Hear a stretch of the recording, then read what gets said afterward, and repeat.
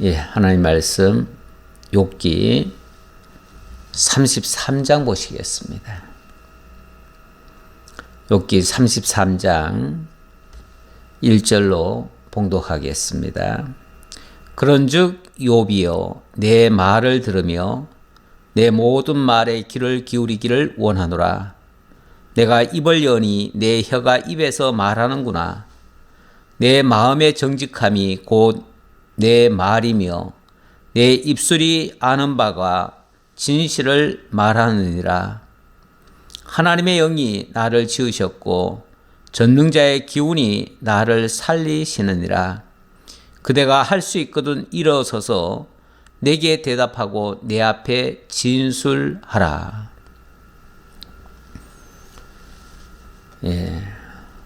너 할 말이 있거든. 내 앞에 일어나서 당당히 말해봐라. 그런 얘기겠죠. 엘리후가 등장을 해서 친구들에게 화를 내고 그리고 욥에게도 물론 화를 냈죠. 욥에게 주로 화를 낸 이유는 욥이 자기를 좀 의롭다라고 이렇게 말을 했다는 겁니다. 욥이 특별히 잘못했다고 말하지는 않습니다. 현재까지. 욥이 무슨 특별히 잘못을 했기 때문에 화를 내고 책망을 하고 이건 아니고요. 다만 욥이 자기를 좀 의롭다라고 했다는 거예요. 심지어 조금 과장을 해가지고 네가 하나님보다 더 의롭냐 하면서 욥이 마치 하나님보다 더 의롭다라고 말한 것처럼 그렇게 표현을 했지요. 그것 때문에 제가 지난주에 욥이 자기가 하나님보다 더 의롭다고 말을 한 적은 없다. 그것은 뭔가 지레짐작으로 한 말이거나 뭔가 좀 정확하게 이해를 못하고 한 말이 아닌가. 욥의 말의 의도를 정확히 파악하지 못하고 한 말은 아닌가 이런 생각을 잠깐 해봤습니다. 어쨌든 인간이 불의하다고 하는 것은 욥이 늘 얘기했던 부분입니다. 엘리후가 말한 것처럼 하나님보다 더 의롭다 이렇게 말한 적은 절대 없습니다. 다만 욥이 한 말 가운데서 하나님은 의로운 자도 곤란에 빠뜨렸을 수 있다. 꼭 죄를 지어야만 벌하시는 것이 아니고 설령 죄를 안 지었다 할지라도 하나님의 주권적인 섭리로 그렇게 하실 수 있다. 또 다른 의도가 또 있을 수 있죠. 있는데 하나님이 무슨 뜻이 있어서 의로운 자를 곤란에 빠뜨리신다는데 그것까지는 이해를 못하지요. 그거 이해할 사람 아무도 없지요. 그래서 우리 예수 믿는 사람들 가운데서도 때때로 참 해석이 어려울 때가 있어요. 종종. 아니 특별히 잘못한 것도 없는데 왜 이렇게 어려운 일에 우리가 빠질까? 거기에 대한 해석을 잘 하지 못해요. 그래서 그냥 쉽게 얘기하느라고 그거는 하나님이 어렵게 할 일은 만무해. 하나님은 어렵게 하시는 분이 아니야. 그건 사탄이 한 걸 거야. 그리고 사탄에게 책임을 미루지요. 그러나 욥기가 말하고 싶은 것은 하나님의 모든 것이 하나님의 주권 아래 있고 하나님의 섭리가 아니고서는 이루어질 수가 없다는 겁니다. 그런데 이 세 친구들은 그렇지 않았지요. 세 친구들은 철저하게 인과응보의 원리, 인과율의 원리에 의해서 현재 뭔가 잘못됐다면 틀림없이 그건 죄를 지었기 때문에 하나님이 벌하신 것이다. 하나님은 선하신 분이기 때문에 죄 안 지은 자에게 어려움을 주실 리가 없다. 이렇게 얘기를 하죠. 근데 그거는 전적으로 잘못된 주장입니다. 왜냐하면 세상에는 꼭 죄를 안 지어도 어려움에 빠진 사람 많거든요. 그런가 하면 오히려 선을 많이 행한 사람도 곤란을 당하는 경우가 있거든요. 그렇기 때문에 욥이 말한 것은 바로 그 측면을 얘기한 건데 이 엘리후도 거기까지는 생각을 못하는 것 같습니다. 그러면서도 자기가 지금까지 양쪽 이야기를 다 들었으니 내가 판결을 내리겠다 하는 식으로 마지막에 등장을 해서 마치 재판자의 위치에서 판결을 내리는 그런 장면이 되겠습니다. 그래서 엘리후의 판결이 그동안 세 친구들보다는 낫습니다. 틀림없이. 왜냐하면 세 친구들이 욥을 꺾지도 못하면서 욥보다 의롭지도 못하면서 욥을 일방적으로 공격한 거 거기에 대해서는 책망을 했거든요. 그래서 상당히 나름대로 객관적으로 보려고 애를 썼고 그동안 오랫동안 참아왔잖아요. 그 세 친구들과 욥의 토론을 다 듣고 난 다음에 마지막에서 자기가 하는 말이기 때문에 최소한 앞서 말한 그 양 측면의 사람들보다는 좀 더 공명정대한 그런 입장에 서 있고 또 그런 측면이 어떤 면에서는 하나님의 입장에서 자기가 하나님은 아니지만 하나님의 입장에서 하나님을 대변해서 자기가 말하겠노라 이런 측면에서 하는 말이다 그 말이죠. 그래서 엘리후의 말 가운데는요 물론 욥에 대해서 조금 안 좋게 표현하는 부분이 있습니다만은 대체적으로는 다 맞는 말이라고 볼 수 있습니다. 그래서 욥에 대한 일부분을 빼고는 그래도 엘리후가 상당히 객관적으로 판단을 하고 평가를 내리고 있다. 그런 측면에서 엘리후의 말이 한편으로는 옳은 말이 많다. 그러나 욥에 대해서만큼은 그도 정확한 표현은 아니다. 이 정도로 제가 말을 하고요. 자, 그리고 나서 오늘은 엘리후의 판결 내용입니다. 33장부터 35장까지 엘리후가 자, 판결을 합니다. 어떻게 판결하는가? 1절로 먼저 7절에 보니까 하나님 앞에서의 인간은 모두 동일하다라고 얘기를 하네요. 뭐 이 말도 틀린 말 아니죠. 모두 다 동일한 거 맞습니다. 어떤 면에서 인간은 다 도토리 키재기예요. 뭐 의롭다고 해도 상대적인 의로움은 있겠지만 절대적으로 의로운 사람은 아무도 없습니다. 어떤 사람은 참 착하다. 어떤 사람은 또 악하다. 이렇게 표현을 하는데 착하다, 악하다가 인간의 기준에서 봤을 때 도덕적인 차원에서 윤리적인 차원에서 착하다, 악하다 이렇게 평가를 내리는데 하나님 보시기에는 다 거기서 거기에요. 똑같은 사람들끼리 서로 비난하고 그러는 거예요. 뭐 어제도 그 대통령 선거에서 그 후보들이 나와가지고 서로 비방하는 장면들이 나오더라고요. 뭐 이상한 얘기까지 꺼내가지고 상대방을 막 공경에 빠뜨려서 상대방의 입을 다물게 하고 나쁜 놈이라고 평가를 내려가지고 결국 국민들로부터 저 사람 저렇게 나쁘니 상대적으로 나는 착하다. 나는 저 사람과 달리 비교적 깨끗하다. 이렇게 말하려고 하는 것 같은데 제가 봐서는 도끼인 객끼입니다. 거기서 거기입니다. 똑같은 인간들끼리 자기는 잘났다 하고 상대방은 나쁘다라고 이렇게 평가하고 있는 겁니다.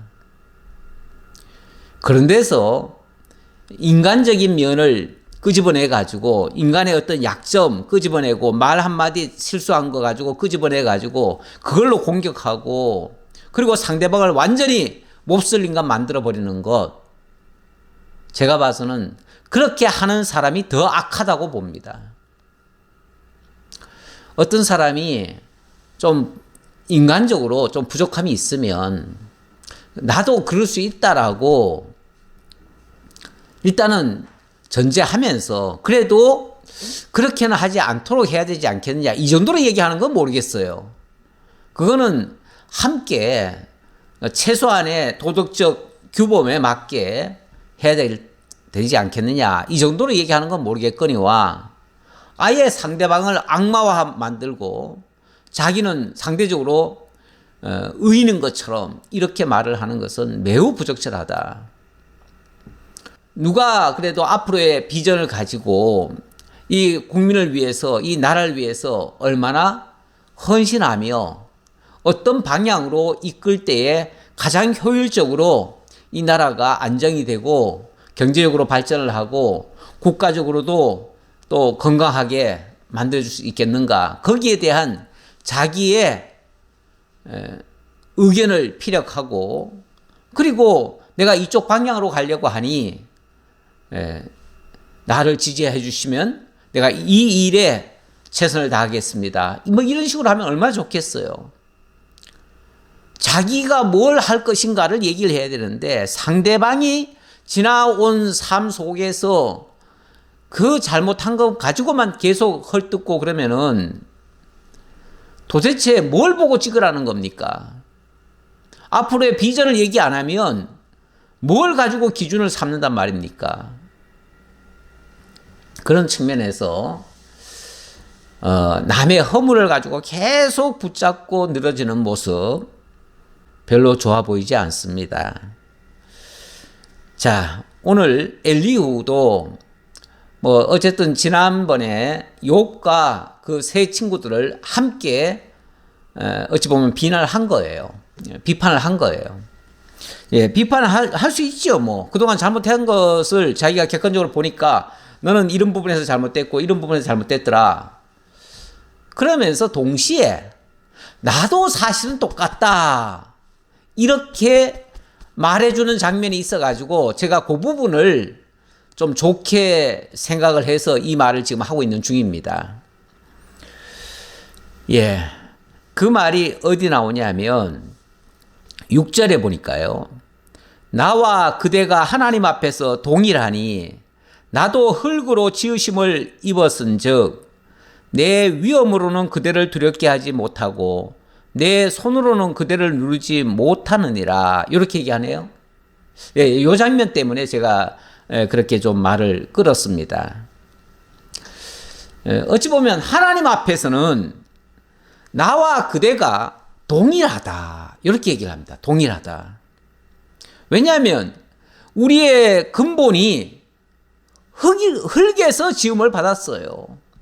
한마디로 먼지 같은 존재예요. 보잘것없는 존재예요. 기본적으로 우리의 바탕이 기본적으로 보잘것없는 존재예요. 물론 하나님께서 이렇게 보잘것없는 존재를 하나님이 새로운 피조물로 바꾸어서 땅에 속했던 인생을 저 하늘의 백성으로, 하늘나라 시민권을 주어서 하나님의 자녀의 신분으로 이렇게 엄청난 신분의 변화를 일으켜서 우리로 하여금 하나님 나라를 이루며 살아갈 수 있도록 이렇게 해주었다고 하니, 과거는 이미 사실은 흘러간 것이고요. 더 이상 과거 가지고 탓할 것이 아니라 이제 그렇다면 이제 하나님의 백성으로서, 하나님의 자녀로서, 하나님 나라를 살아가는 자로서 어떻게 사는 것이 마땅할 것이며, 이제 우리는 그 하나님 앞에서 어떤 자세로 살아갈 것인가, 이게 더 중요하죠. 그것을 이야기하는 것은 매우 바람직한 거예요. 그러면서 내 위엄으로는 그대를 두렵게 하지 못하고 내 손으로는 그대를 누르지 못하겠다. 쉽게 말하면 내가 당신 고치려고 하지 못하겠다, 그 말이죠. 내 힘으로 당신을 어떻게 하지 못한다. 그렇습니다. 사람이 다 거기서 거기에요. 뭐 대단히 위대한 사람도 없고요. 그렇다고 정말 보잘것없고 쓸모없는 그런 존재가 따로 있는 게 아니에요. 나도 어느 한순간에 그렇게 보잘것없는 존재일 수도 있고요. 또 하나님이 붙들어 쓰시면은 나도 하나님의 백성으로 귀하게 세워줄 수 있는 사람이에요. 그걸 우리 각자가 인정을 하고 존중을 하고, 왜냐하면 그 사람 자체는 보잘것없더라도 어쨌든 하나님이 택하신 백성이고 하나님이 구원한 백성이고 하나님 나라 백성이고, 그렇다면 얼마나 존귀한 자가 됐습니까? 그렇다면 우리가 함부로 그를 정죄해서도 안 되고요. 그보다 내가 더 우월하다고 나를 자랑해서도 안 될 것이고요. 함께 하나님의 유업을 받을 자로서 존귀 여기고 나보다 남을 더 낮게 여기고 이렇게 생각한다면 얼마나 좋겠어요? 예. 어쨌든 엘리후가 욥에 대하여 일방적으로 비난만 하는 것이 아니라 나도 너와 똑같은 입장이다. 그래서 내 어떤 권위나 내 말로 당신을 꺾으려고 하지 않겠다. 이런 식으로 표현하잖아요. 이 말은 내 손으로 그대를 누르지 않겠다. 뭐 이렇게 얘기하니까 저는 이 말은 상당히 좋은 말 같아요. 심지어 이 사람이 지금 어찌 보면 재판자의 입장에서 지금 하는 말 아닙니까? 재판자들도요, 판관들도 사실은 자기네들이 무슨 다른 사람들보다 월등히 더 우월해가지고 그 자리에 있다고 착각하시면 큰일 납니다. 사실 그런데 우리나라 그 직군들 중에서 스스로가 가장 위에 있다라고 생각하는 사람들이 있어요. 자기네들이 더 우월하다고 생각하는 사람들이 있어요. 그 사람들 가운데 한 부류의 사람들이 누구냐면 바로 법관들이에요. 법관들 중에서도 대법관들은 더하지요. 그 법관들 위에 자기네들이 대법관이라고 생각을 하니까요. 이런 사람들 그 재판할 때 보면 얼마나 그 옷부터가 남들과 다르다는 그걸 표시하느라고 뭔가 아주 위험 있는 옷을 입잖아요. 치렁치렁한 무게감이 있는 그런 옷을 입잖아요. 거기다가 의자들을 보시면요, 의자들이 얼마나 높은지 모릅니다. 얼마나 고급스럽고 또 높은 자리에 있는지 몰라요. 거기다가 단상도 모든 사람들보다 월등히 더 높아요. 그리고 그들은 입장할 때부터 모든 사람으로 하여금 다 일어서게 만듭니다. 그리고 그들이 무슨 말을 하는데 만약에 밑에서 다른 말을 하면 경우에 따라서는 윽박지르고 경우에 따라서는 퇴출을 시켜버립니다. 퇴장을 시켜버립니다. 얼마나 권위적인지 몰라요. 그들이 판결 내린 거에 대해서는 어느 누구도 항변도 못하게 합니다. 그래서 대법관이 내린 판결에 대해서는 절대적으로 모든 사람이 승복을 하도록 만들잖아요. 그만큼 자기네들은 다른 모든 사람들 위에 있다라고 스스로가 착각을 하고 있어요. 굉장히 위험한 생각들이죠. 그런데 성경은 그렇게 말합니다. 판사라고 해서 우월한 사람들이 아니라고요. 판결하는 그곳에도 악이 있고 거기도 뇌물을 통해서 굳게 하는 일도 많이 있다고요. 그래서 그 판사에게도 하나님의 어미하심을 경고하는 경우가 많습니다. 그런 식으로 판결을 내려버리면 사실 다른 어떤 범죄보다도 더 악한 거죠. 만약에 잘못된 판결을 그들이 내린다고 하면 그 사람의 판결 때문에 죽어가는 일들이 얼마나 많습니까? 그래서 제가 지난주에 그런 얘기를 좀 더 했는데, 어쨌든 판결하는 사람도 완전하지는 않다. 스스로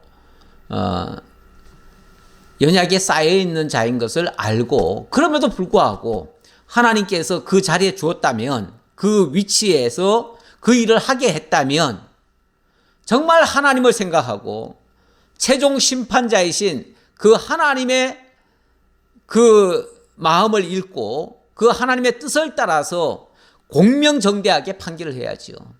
그리고 자기 판결 하나 때문에 무고한 사람이 죽을 수도 있고, 그리고 정말 잘못한 사람이 활개를 칠 수도 있거든요. 그렇기 때문에 정말 하나님 앞에서 하나님 두려운 줄 알고 판결을 내려야 돼요. 그래서 이 판사의 그 나중에 하나님 앞에 가면 심판이 더 클 수도 있어요. 이런 무서움을 깨달으셔야 됩니다. 너희 위에 그 상관들 그 얘기할 때 보면 너희 위에 상관이, 하늘의 상관이 있는 줄을 알지니라, 이런 말씀도 있잖아요.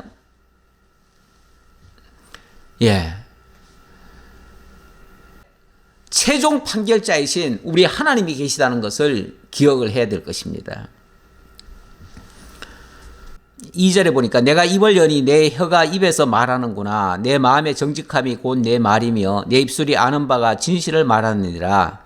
하나님의 영이 나를 지으셨고 전능자의 기운이 나를 살리시느니라.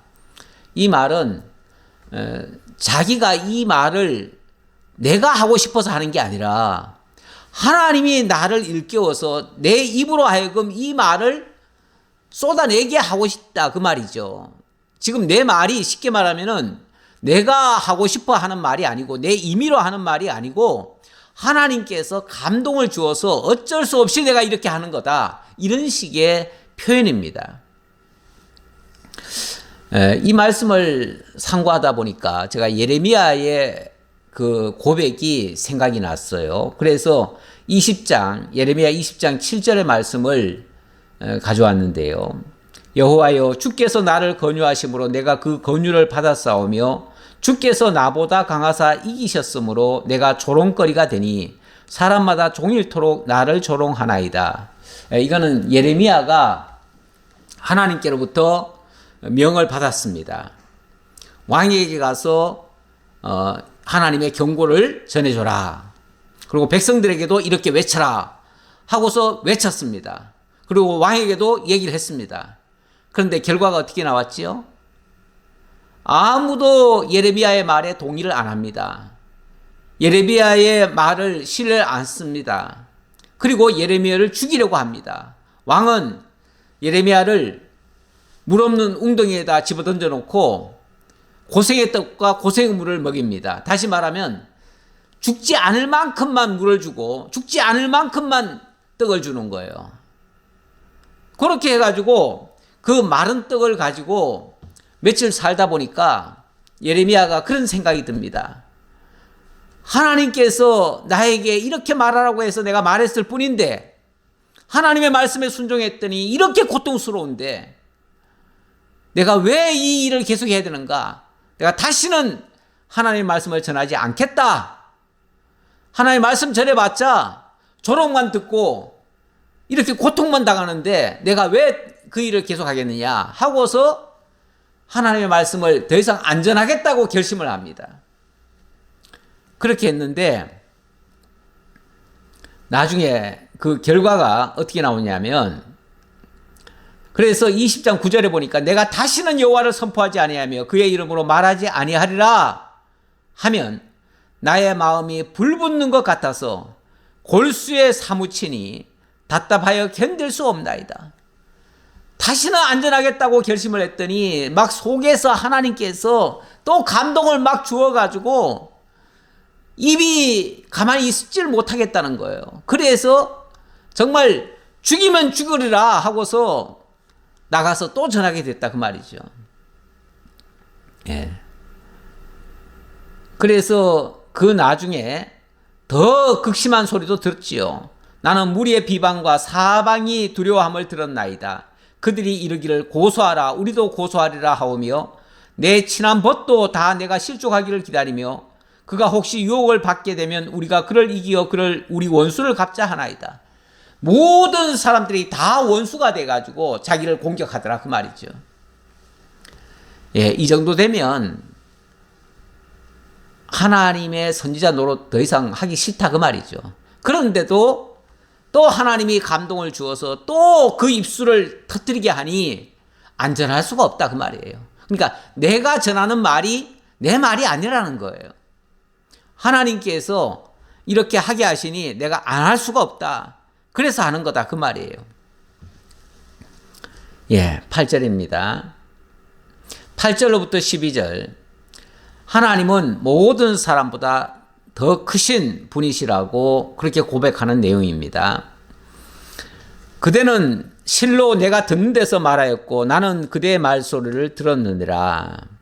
이르기를 나는 깨끗하여 악인이 아니며 순전하고 불의도 없거늘 참으로 하나님이 나에게서 잘못을 찾으시며 나를 자기의 원수로 여기사 내 발을 착고에 채우시고 나의 모든 길을 감시하신다 하였느니라. 요거는 이제 욥의 입장에서는 좀 억울한 소리예요. 억울한 소리인데 어쨌든 욥에게 네가 이렇게 말했지 하고 하는 말인데 나는 깨끗하여 악인이 아니며 순전하고 불의도 없다. 그런데 하나님이 나에게서 잘못을 찾으시고 나를 당신의 원수로 여겨서 나를 착고에 채우셨다. 예, 그 죄수가 감옥에 들어가면 이 발을 딱 묶어 놓습니다. 마치 강아지 개목걸이 해놓는 것처럼 그렇게 묶어 놔버려요. 어디도 도망 못 가도록 그렇게 해놨다 그 말이죠. 근데 이제 욥이 표현 속에 보면 좀 그런 표현이 있기는 있었어요. 무슨 표현이 있었냐면 그래서 제가 한 두 군데 찾아와 봤는데요. 13장 24절에 보니까 주께서 어찌하여 얼굴을 가리시고 나를 주의 원수로 여기시나이까. 예, 왜냐하면 하나님께 아무리 기도해도 하나님이 응답을 안 하시잖아요. 그러니까 하나님이 나를 외면하고 계시다. 그리고 얼굴을 내게서 돌리셨다.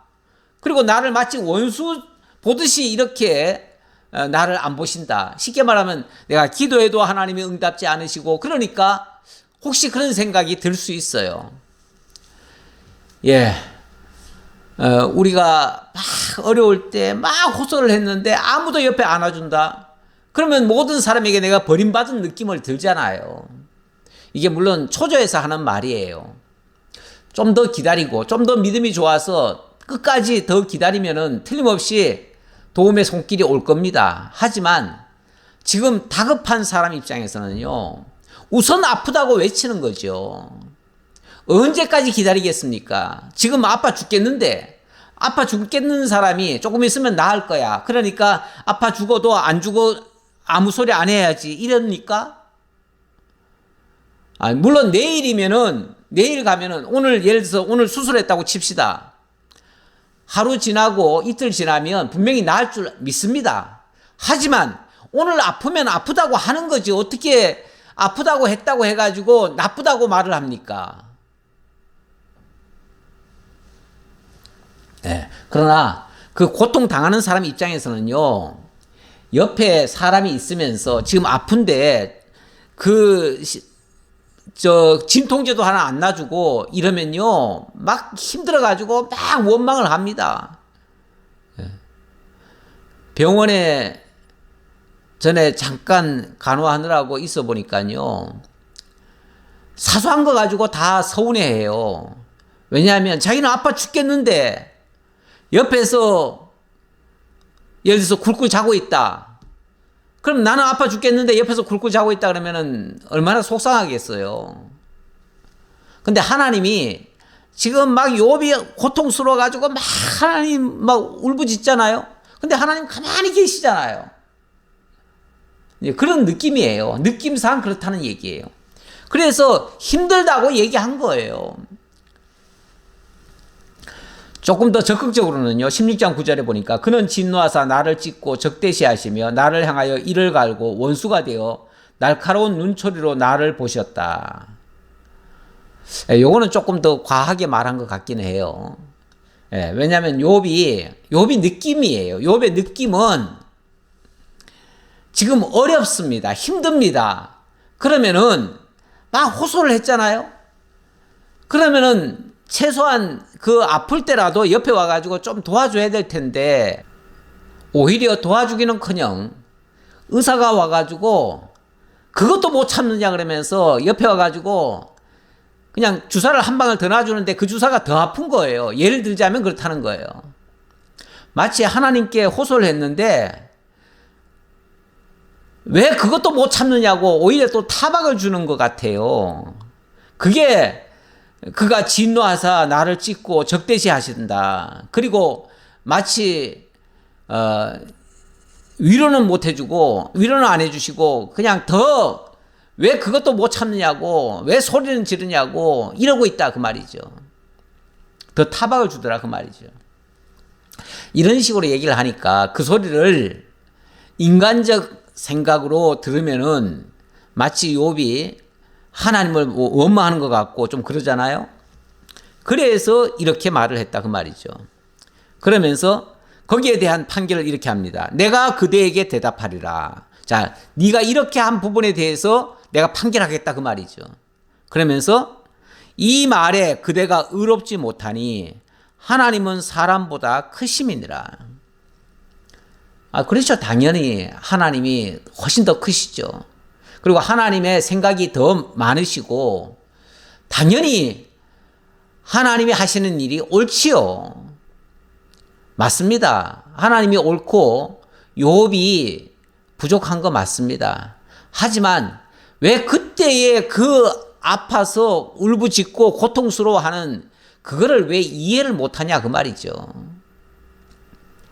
그래서 이런 부분이 조금 아쉽기는 하지만 뭐 어쩌겠습니까?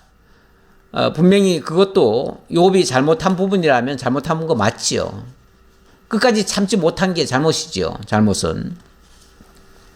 자, 13절로 18절에서는 자, 하나님이 여러 가지 경고를 하십니다. 경고를 하시는데 이렇게 경고하는 것은 사람의 교만을 막는 섭니다. 이렇게 얘기를 하시네요.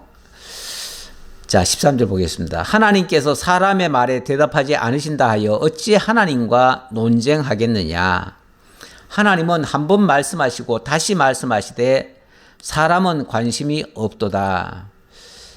이건 뭐 하나님이 관심이 없단 말이 아니라 사람이 하나님이 그렇게 하심에도 불구하고 깨닫지 못한다 그런 의미예요. 깨닫지 못한다. 관심이 없다기보다도 깨닫지 못한다. 하나님이 어떨 때는 잠잠하신 것 같잖아요. 근데 하나님은 잠잠하지 않습니다. 원래 잠잠하지 않아요. 하나님은 항상 말씀하시기를 원하시고 또 우리가 무슨 말을 하기를 원하십니다. 제가 몇 차례 얘기했는데 이사야 1장 18절 이하에 보면 하나님 그렇게 말씀하시죠. 오라 우리가 서로 변론하자. 너희의 죄가 주홍 같을지라도 눈과 같이 희어질 것이요 진홍같이 붉을지라도 양털같이 희게 되리라. 우리 하나님이 변론하재요. 이야기하재요. 하나님은 이야기 듣기를 원하십니다. 당연히 당신도 말씀하시고 우리 인간이 거기에 대해서 뭔가 화답하기를 원하십니다. 인간의 반응을 하나님은 기다리셔요. 그런데 인간이 답답하니까 자기가 뭘 했는데 하나님이 마치 말씀 안 하시는 것 같이 생각하고 이렇게 하는 것은 올바른 생각이 아니다. 그런 얘기예요. 하나님은 말씀하셔요. 말씀하시는데 말씀이 때로는 무슨 뭐 직접 나타나가지고 내가 어떻게 한다 이렇게 말씀하시면 제일 좋겠지요. 근데 하나님의 말씀이 꼭 그렇게 하십니까? 그렇게 안 하셔요. 물론 때로는 하나님이 꿈과 환상으로도 줄 수 있어요. 구약시대 때는 그렇게 주신 적이 많아요. 그런데 꼭 그렇게만 주시는 것이 아니라 계시의 말씀으로 주시기도 해요. 구약시대 때는 뭐 직접 여호와의 사자가 등장해서 말을 할 수도 있었고, 또 여러 가지 사람을 동원해서 그렇게 하실 수도 있는데, 오늘날 신약시대 때는 하나님이 기록된 계시의 말씀을 통해서 주시는 경우가 허다합니다. 그것이 사실은 제일 정확한 말씀이기도 해요. 근데 사람들이 성경을 통해서 주신 말씀을 하나님의 말씀이라고 받질 아니하고, 내가 이렇게 기도했는데 왜 하나님은 응답하지 않느냐고 이렇게 생각하는 경우가 많아요. 아니, 하나님은 이미 사실은 말씀하셨어요. 말씀하셨는데 우리가 듣지 못하고 깨닫지 못했을 뿐이에요. 사람이 침상에서 졸며 깊이 잠들 때에나 꿈에나 밤에 환상을 볼 때에 그가 사람의 귀를 여시고 경고로서 두렵게 하시니, 하나님이 때때로 어떤 말씀을 뭐 꿈과 환상을 통해서 줄 수도 있어요. 그럴 때에 때로는 막 무서운 꿈도 꿀 수도 있고 막 그러잖아요. 그게 일종의 경고라면 우리가 얼른 하나님의 말씀에 귀를 기울이고 하나님의 말씀에 좀 더 집중을 해야 되는데, 왜 하나님은 응답하지 않으시는가 이렇게만 생각하는 경우가 있다 그 말이죠. 그런데 하나님이 하시는 방법은요, 하나님이 우리에게 말씀하시는 방법은 여러 가지예요. 여러 가지이기 때문에 어떤 사건을 통해서도 줄 수 있고요, 주변에 어떤 사람의 입을 통해서도 줄 수 있어요. 이렇게 하나님이 당신의 어떤 뜻을 따라서 당신의 어떤 선한 목적을 가지고 우리에게 말씀하시는 여러 가지 다양한 방식, 이런 것들이 어떻게 보면은 좀 넓게 말하면 이것이 다 하나님의 섭리라고 볼 수 있습니다. 하나님이 여러 가지 방법으로 이 세상과 우주 만물을 다스려 가시는데 다양한 방식으로 우리에게 접근을 하셔요. 그런데 우리가 그것을 잘 깨닫지 못하는 경우가 많다, 그런 얘기예요. 그가 사람의 귀를 여시고 경고로서 두렵게 하시니 이는 사람에게 그의 행실을 버리게 하려 하심이며 사람의 교만을 막으려 하심이라. 하나님이 이런 어려움을 주시고 때로는 경고 같은 말씀을 하시는 이유는요, 우리로 하여금 교만하지 않게 하나님 앞에 집중하도록 이렇게 하려고 그런다 그 말이죠. 그렇게 교만하지 않으면 그는 사람의 혼을 구덩이에 빠지지 않게 하시며 그 생명을 칼에 맞아 멸망하지 않게 하시느니라. 이게 망하지 않는 방식이다 그 말이죠. 그래서 이런 때때로 이것이 이제 경고의 말씀으로 주어지는 경우도 있고, 그것이 실제 고난으로 다가오는 경우도 있어요. 실제 고난으로 다가온다면 그것은 한층 더 우리로 하여금 경각심을 가지고 어떤 잘못에서 빠지지 않게 하거나, 아니면 이미 잘못이 돼가지고 어떤 구덩이에 빠졌다고 하더라도 거기서부터 다시 빠져나올 수 있는 그 기회를 주는 거예요. 그 기회를.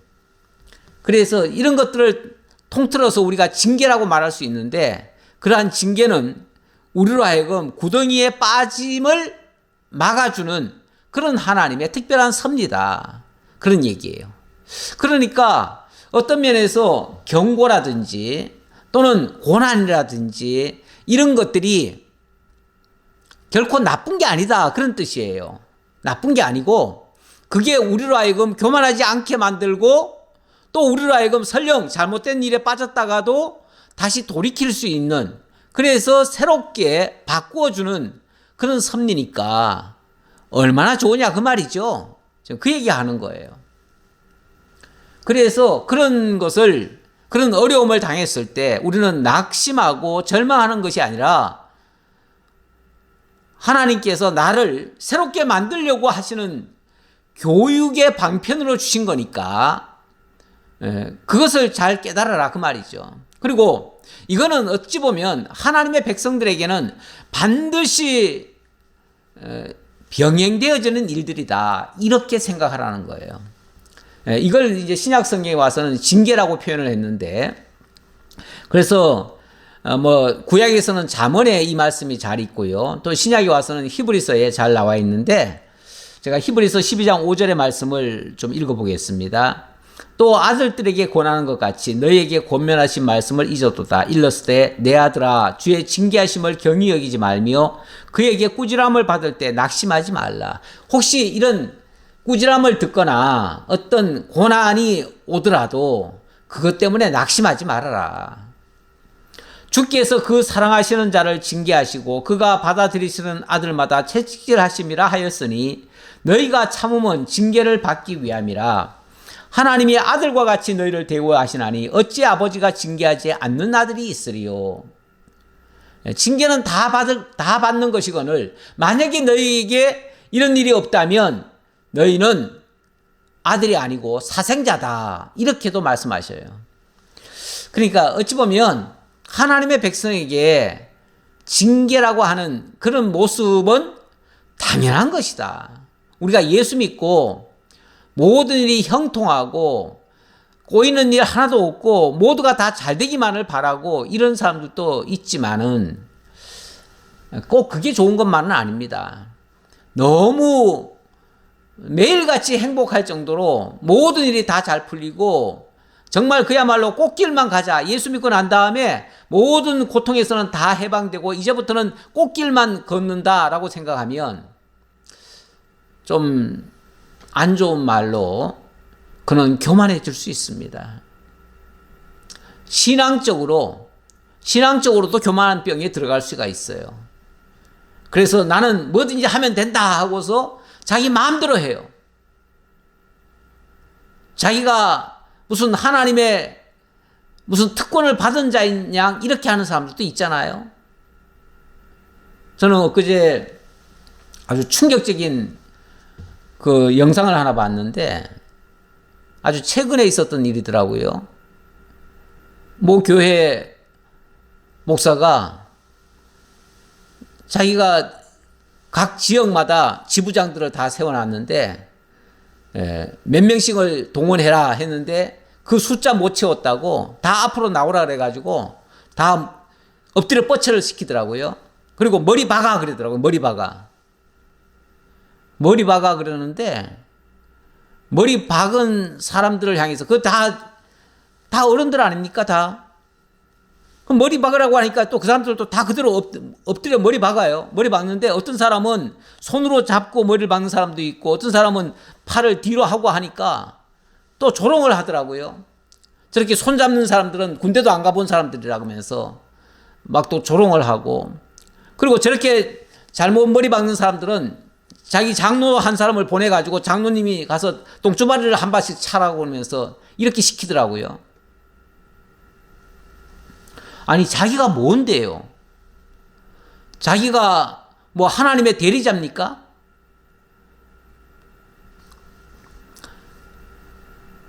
예, 너무나 교만한 모습이죠. 그 사람은 은연중에 자기는 하나님과 동급이라고 생각하고 심지어는 뭐 하나님 까불면 죽어 막 이런 말도 했잖아요. 예, 그 사람이 그런 말도 한 사람이에요. 이런 식으로 하나님까지 우습게 보고 그냥 하나님 자기 친구처럼 여기고, 그리고 그런 입장이다 보니까 이 땅에 있는 모든 사람들, 모든 성도들은 다 그냥 자기 쫄병으로 보고 자기가 시키면 시키는 대로 다 해야만 되는 사람으로 알고, 이런 식으로 생각하는 거죠. 혹시 엘리후가 거기까지는 아니지만 엘리후도 어찌 보면 하나님 입장에서 지금 심판을 하는 심판까지는 아니고요, 이제 판결을 내리는 판사 같은 역할을 지금 하다 보니까 혹시 그렇게 할까봐 두렵습니다, 솔직히. 그러니까 이런 위치에 있는 사람이 빠지기 쉬운 그런 죄죠. 예, 이건 굉장히 무서운 얘기예요.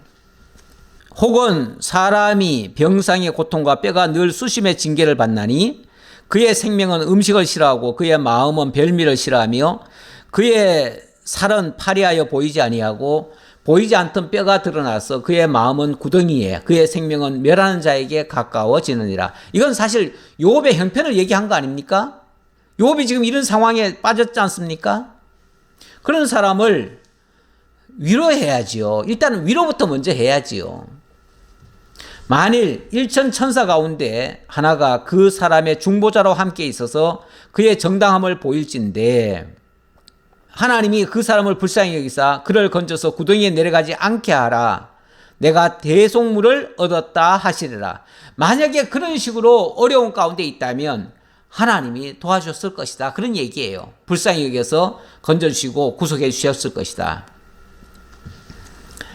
그런즉 그의 살이 청년보다 부드러워지며 젊음을 회복하리라. 하나님이 그렇게 회복하시면 다시 청년처럼 회복될 것이다. 지금 욥의 몰골은 말이 아니거든요. 뭐 완전히 정말 그 세속적인 표현으로 해골 바가지가 됐을 거예요. 완전히 다 말라 비틀어졌을 거예요, 아마. 예. 그것을 하나님이 회복해 줬을 것이다. 그런 얘기예요. 그는 하나님께 기도함으로 하나님이 은혜를 베푸사 그로 말미암아 기뻐 외치며 하나님의 얼굴을 보게 하시고 사람에게 그의 공의를 회복시키시느니라. 이렇게 하나님이 정말로 네가 쉽게 말하면은 하나님 앞에 온전히 고백하고 하나님과 대화하고 이렇게 하면 그리고 참고 기다리면 하나님이 이렇게 해주셨을 것이다. 뭐 이런 식으로 표현한 것 같아요. 근데 뭐 욥이 그렇게 안 했나요? 했지요. 했는데 정말 욥이 견디기 어려울 만큼 그 고통이 심했기 때문에 때로는 자기가 너무 힘이 드니까 차라리 하나님을 원망하지는 않았고요. 원망한 건 아닌데 차라리 그냥 하나님 날 거두어 주십시오. 그리고 왜 약간 원망조로 표현한 거는 아까 얘기했던 것처럼 왜 하나님이 안 들으십니까? 왜 하나님이 응답하지 않습니까? 왜 하나님이 나를 원수 보듯이 그렇게 반감만 하십니까? 요 정도는 얘기했어요. 요 정도는. 그거는 원망까지는 아닌 것 같은데 어쨌든 그 정도는 얘기를 했고 그럴 바에는 차라리 하나님 저를 거두어 가시는 게 좋겠습니다. 이렇게 얘기했지요. 27절이죠. 그가 사람 앞에서 노래하여 이르기를 내가 범죄하여 옳은 것을 그르쳤으나 내게 무익하였구나. 하나님이 내 영혼을 건지사 구덩이에 내려가지 않게 하셨으니 내 생명이 빛을 보겠구나 하리라. 네가 그렇게 했더라면 하나님이 이렇게 회복했을 텐데 그게 참 안타깝다. 뭐 이런 차원에서 한 말 같습니다. 자, 29절로 33절. 자, 이렇게 하나님이 왜 이렇게 힘들게 욥에게 이렇게 하셨을까? 이런 일을 하나님이 한 번, 두 번도 아니고요. 거듭거듭 하셨거든요. 거듭거듭 하셨는데 이렇게 하신 것은 지혜를 깨닫게 하는 섭리였다. 이렇게 설명을 해주는 내용이네요. 29절 보겠습니다. 실로 하나님이 사람에게 이 모든 일을 제3 행하심은 거듭거듭 행하심은 그 말이죠. 그들의 영혼을 구덩이에서 이끌어 생명의 빛을 그들에게 비추려 하심이니라. 예, 말씀은 참 좋습니다. 이렇게 했던 것은 그들의 영혼을 구덩이에서 이끌어서 생명의 빛을 비추려고 그렇게 한 거다. 하나님이 죽이려고 그렇게 하신 게 아니라 영원히 살게 하려고 그렇게 하신 것이다. 예, 맞습니다. 결론적으로 말하면 맞습니다.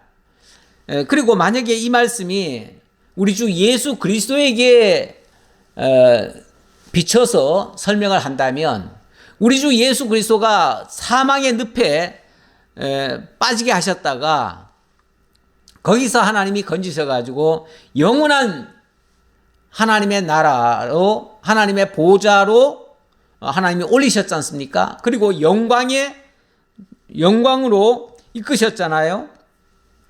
예, 그렇게 하셨으니까 너도 참고 인내했으면 하나님이 그렇게 해주셨을 것이다. 이런 차원으로 이해하시면 될 것 같습니다. 근데 어쨌든 하나님이 이런 일을 거듭거듭 했다고 하는 것은 결코 그를 망하게 하려고 하는 것은 아니었다. 그 뜻으로 일단 듣겠습니다. 자, 31절.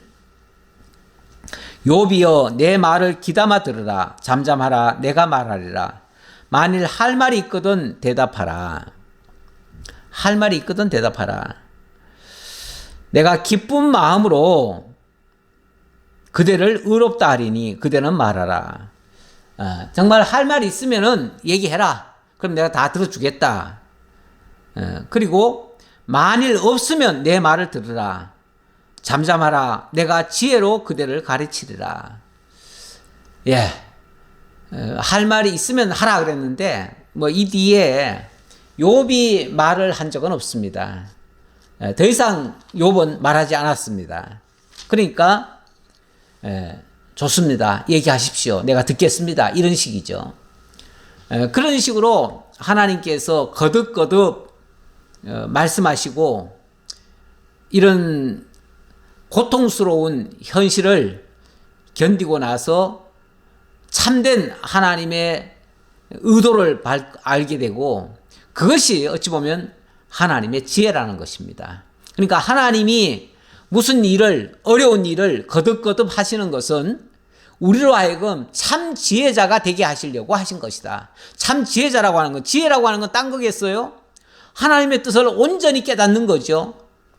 하나님의 뜻을 온전히 깨닫게 하려면 하나님이 그 일을 반복적으로 하신다는 거예요. 한 번 하고 끝나는 게 아니라. 그런데 이게 이제 그 당하는 당사자 입장에서는 고통이라고 하는 것이 한 번 겪고 나서 그 다음에 깔끔하게 해결되면 좋잖아요. 근데 거듭거듭 그것이 반복되면 얼마나 더 힘들겠어요. 그러니까 이 말씀은 되게 좋은 말씀인데 당하는 사람의 입장에서는 굉장히 고통스러움을 겸하여 받는 거다 그 말이에요. 쉽지 않지요. 어쨌든 우리가 하나님의 지혜를 깨닫는 것은 좋은 것입니다. 좋은 것인데 그 지혜를 깨닫기까지에는 많은 이런 우여곡절, 징계나 이런 고통스러운 경우도 함께 동반된다. 이것을 오늘 설명하는 내용 같습니다. 제가 결론적인 말씀으로 전하고 말씀 마치겠습니다. 디모데후서 1장 8절입니다. 그러므로 너는 내가 우리 주를 증언함과 또는 주를 위하여 갇힌 자 된 나를 부끄러워하지 말고 오직 하나님의 능력을 따라 복음과 함께 고난을 받으라. 이게 이제 사도 바울이 자기 제자를 향해서 한 말인데요. 복음을 전하는 일이 엄청 고통스러운 일이 동반됐잖아요. 그런데 그것에 대해서 우리가 해석을 잘 못하면요. 내가 왜 이 일을 해야 돼? 왜 이 일을 하고 이렇게 고통을 받아야 돼? 나 안 할 거야. 이럴 수도 있잖아요. 아까 예레미야처럼요. 복음을 전하면은 사람들이 막 환영을 하고 내가 인정을 받고 내가 높아지고 뭐가 일이 잘 풀리고 이래야 될 거 아니겠어요? 그런데 왜 하나님의 복음을 깨닫고 그 복음을 전했는데 그것 때문에 왜 고통이 옵니까? 왜 힘든 일이 발생합니까? 여기에 대한 해석을 못하면요, 우리는 그냥 무슨 일을 하다가 절망하고 맙니다. 믿는 일도 멈추고 맙니다. 그런데 사도 바울은 그렇게 얘기를 합니다. 우리가 하는 일이 우리 뜻대로 지금 안 된다고 해서 그걸 부끄러워하지 말고 하나님의 능력을 따라, 하나님이 힘 주심을 따라 그 말이에요. 하나님이 힘 주심을 따라 복음과 함께 고난을 아예 받을 생각하고 가라 그 말이죠. 하나님이 우리를 구원하사 거룩하신 소명으로 부르심은 우리의 행위대로 하심이 아니요 오직 자기의 뜻과 영원한 전부터 그리스도 예수 안에서 우리에게 주신 은혜대로 하심이라. 하나님이 우리를 이렇게 인도해 가시고 이끌어 가시는 거는요, 우리의 무슨 행위대로 우리가 뭐 잘해서 그렇고 잘못해서 그런 게 아니라 하나님이 당신이 기뻐하시는 방식대로 하나님이 정하신 뜻대로 하신다 그 말이에요. 이제는 우리 구주 예수 그리스도의 나타나심으로 말미암아 나타났으니 그는 사망을 패하시고 패하시고 복음으로써 생명과 썩지 아니할 것을 드러내신지라. 우리에게 영원히 썩지 아니할 그 생명을 주시려고 이 복음을 들려준 것이고, 그 일을 위해서 어찌 보면 우리가 그 복음의 씨앗 역할, 거름 역할 하기 위해서 우리가 그 어려움을 거쳐가는 것이다. 이렇게 지금 표현하는 말씀이에요. 예, 우리 성민호교회 성도님들, 정말 예수 믿고 난 다음에 우리에게도 어려운 일이 많이 동반이 됩니다. 하지만 그것 때문에 절망하지 마시고, 우리가 복음을 깨닫고 그 하나님의 뜻이 이루어지는 그 과정에 이런 여러 가지 어려운 일들도 동반된다는 것을 기억하시고, 복음과 함께 기뻐하는 것은 하나님의 영원한 기업에 참여함을 얻기 위해서라는 것 기억하시고 잘 해석하시고 믿음으로 잘 이겨가시며 승리하시기를 당부드리면서 말씀을 마치겠습니다. 감사합니다. 하나님, 6개월 통해서 엘리후의 판결, 욥이 그동안 잘못된 부분이 있었을 것이고 그것에 대한 올바른 지적을 한 것이라 받고, 저희들에게도 우리가 나름대로 신앙생활을 한다고 했지만 내 뜻대로 내 고집대로 하다가 또 때로는 실패한 경우도 있고, 때로는 우리가 바로 했음에도 불구하고 여러 가지 어려움을 당할 때도 있었습니다. 이 모든 것에 대한 올바른 해석을 하고 정말 하나님의 뜻에 순복하기를 기뻐하는 우리가 되고, 나의 일이 잘 되기보다는 하나님의 일이 잘 되는 것을 더 기뻐하며 힘차게 살아가는 저희 모두가 되게 하옵소서. 오늘도 베풀어 주시는 은혜 감사드렸고 예수님 이름으로 기도하옵나이다. 아멘.